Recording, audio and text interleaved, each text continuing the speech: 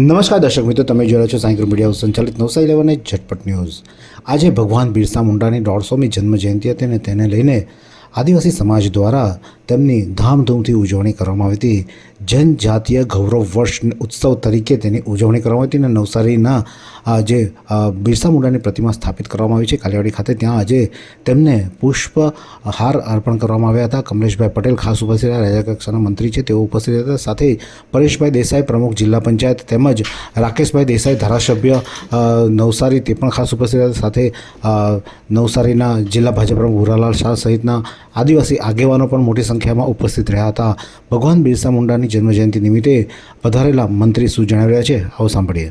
ભગવાન બિરસા મુંડાજીની 150મી જન્મ જયંતિ નિમિત્તે ગુજરાત સરકાર અને ભારત સરકાર જ્યારે દિવ્ય અને ભવ્ય રીતે 150મી જન્મ જયંતિ ભગવાન બિરસા મુંડાજીની ઉજવી રહ્યા છે, ત્યારે આજે નવસારી મહાનગરમાં ભગવાન બિરસા મુંડાજીની પ્રતિભાને માલ્યાર્પણ કરી અને જિલ્લા કક્ષાના 150મી જયંતિના પ્રસંગે વાંસદા મુકામે ભગવાન બિરસા મુંડાજીની જન્મ જયંતિ પ્રસંગે ઉપસ્થિત રહેવાનો અવસર મળ્યો, તે બદલ હું મારી જાતને ધન્યભાગી સમજું છું।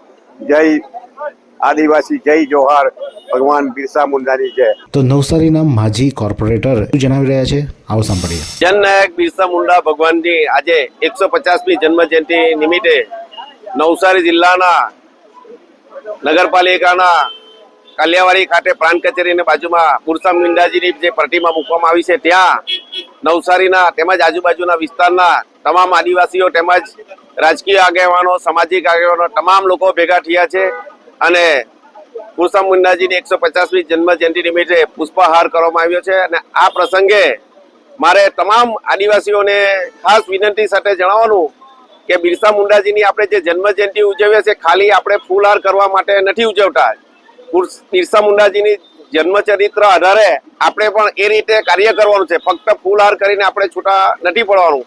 એટલે તમામ યુવાનોએ આ બાબતે ખાસ ધ્યાન આપવાનું અને આના વિશે અગાડી પણ આ રીતે કામ કરતા રહેવાનું। આદિવાસી સમાજના આગેવાન જેઓ ખાસ નવસારી ખાતે ઉપસ્થિત રહ્યા હતા, તેઓ પણ શું કહી રહ્યા છે આજે ભગવાન બિરસા મુંડા બાબતે, તો આવો સાંભળીએ તેમને।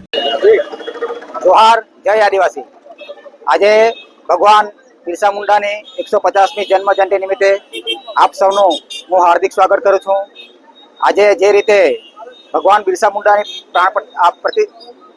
જન્મ જયંતિ નિમિત્તે અહીં આદિવાસી સમાજના તેમજ અન્ય સમાજના લોકો પણ અહીં ભેગા મળીને આજે બિરસા મુંડાજીનું પ્રતિમાને ફૂલહાર કરી જે રીતે કાર્યક્રમ કર્યો છે, તો આ પ્રસંગે હું એક અહીંના સ્થાનિક નેતાઓને પણ એક વિનંતી કરું છું કે આજે ભગવાન બિરસા મુંડાની જન્મ જયંતિ હોય, અહીં ભગવાન બિરસા મુંડાની પ્રતિમાને જો પ્રતિમાની આજુબાજુ જે રીતે એની પ્રતિમાનો આ ફૂલહારથી બુકેથી જે આ સુશોભન કરવાની જરૂર હતી એ થયું નથી।